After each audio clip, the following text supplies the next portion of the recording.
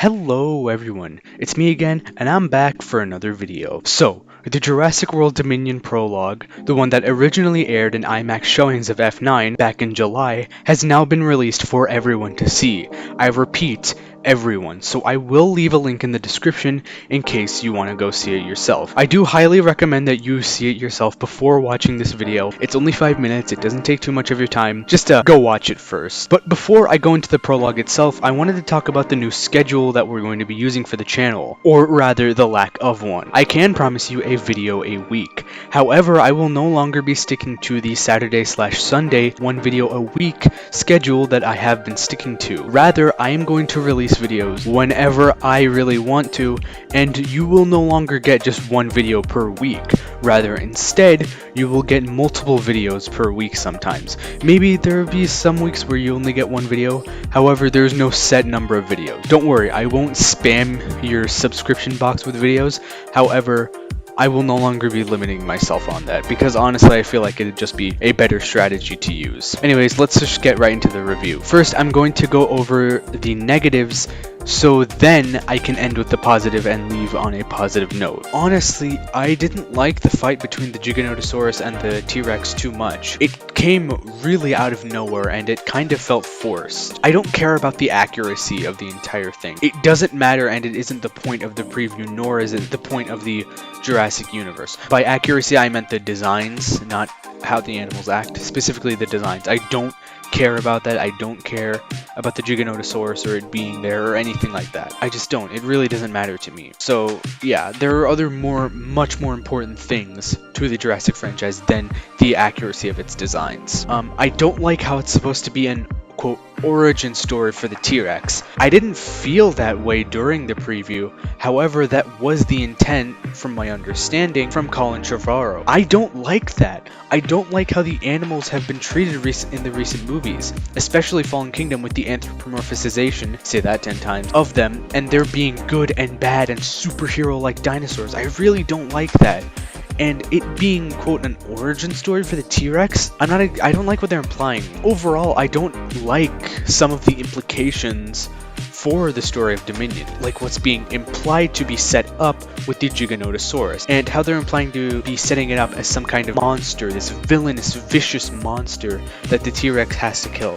And I really do hope, I pray that they don't do that with the Giganotosaurus, and rather instead explain that it's just an animal defending its territory. I don't want another Spinosaurus on our hands. The Spinosaurus acted like a vicious slasher kind of villain, and I don't like that, and I don't want that. I really don't. So I just hope that's not what happens with the Giganotosaurus. I have a big feeling that is what's going to happen. However, you know, I'm not exactly sure. I just hope that doesn't happen, but let's face it probably will. There was a director's commentary released for this film from IGN with Colin Trevorrow talking about things that went behind the preview and some of the things going behind the film itself. And in the DC, which is what I'm going to be calling it from now on, which means director's commentary, Colin states that he had this kind of origin story mindset for the animals.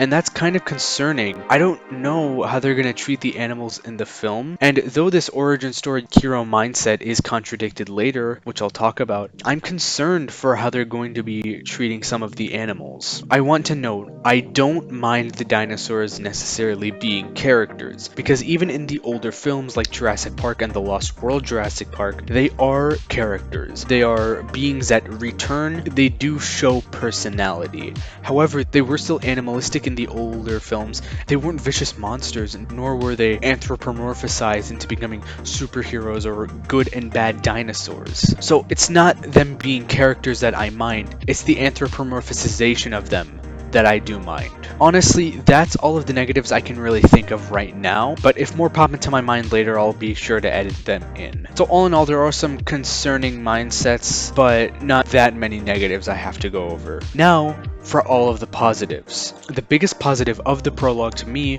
was the animals themselves. For the most part, they acted so realistically, and like actual animals rather than the bloodthirsty monsters that a lot of the media like to make them out to be, which is such a limited scope on them. I honestly really got this kind of Walking with the Dinosaurs nature documentary vibe, and if you look into the DC, Colin and the team did look at nature documentaries and kind of modeled the prologue off of them, which is a very nice detail that I really do appreciate. These are the kind of animals that, well, until Camp Cretaceous came around, we hadn't seen since the original 2 Jurassic Park movies. I really do appreciate that they're trying to bring back that sense of awe and wonder that the dinosaurs had in them being real animals and not monsters, because that's what they were. You see, the Nasutoceratops were migrating in herds and rolling around in the water instead of trying to fight the T.rex or the Giganotosaurus. The Quetzalcoatlus, which looks absolutely gorgeous by the way, I will say that, lands for a stop without trying to murder the Pteranodons. It's just relaxing. The Pteranodons were just relaxing on the riverside cliffs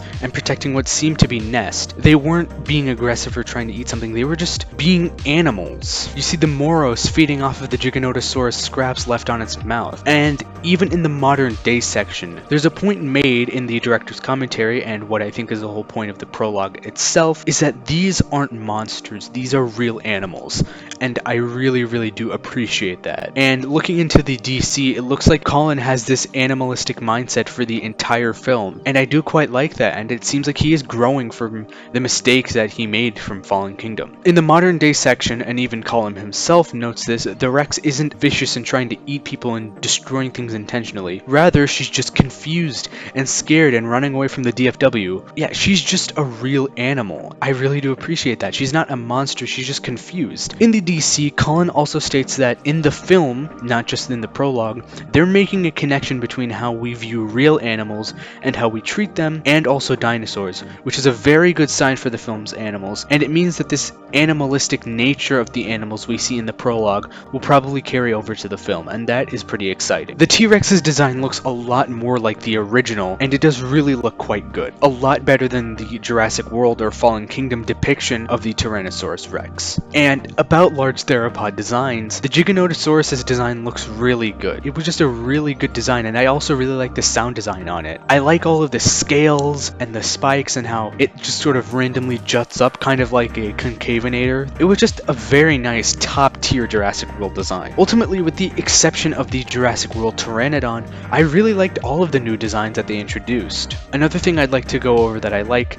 is the lighting and directing of the shots. The lighting and directing ultimately made the prologue look stunning, just absolutely beautiful. I can't judge a 2-hour movie based on this preview alone, but what it seems to be implying is good. This whole prologue is basically to give us a taste of what Jurassic World Dominion will be like, and honestly, I'm going to say I'm optimistic about it. Kind of cautiously optimistic, as I said before, there are some things I'm worried about, but mostly optimistic about Dominion, and these are good signs for what's to come for the film itself. There are some good mindsets that Colin states they're setting out for the film that are good, but that is all I have to say right now. So please remember that these are all just my opinions, and we're all entitled to our own opinions. Art is subjective, so if you disagree with me, I'd love to see it in the comments. Just please be respectful to me and anyone else down there, as I will be to you. Anyways, if you liked the video, give it a like. If you didn't, tell me why in the comments. I'd love to know why.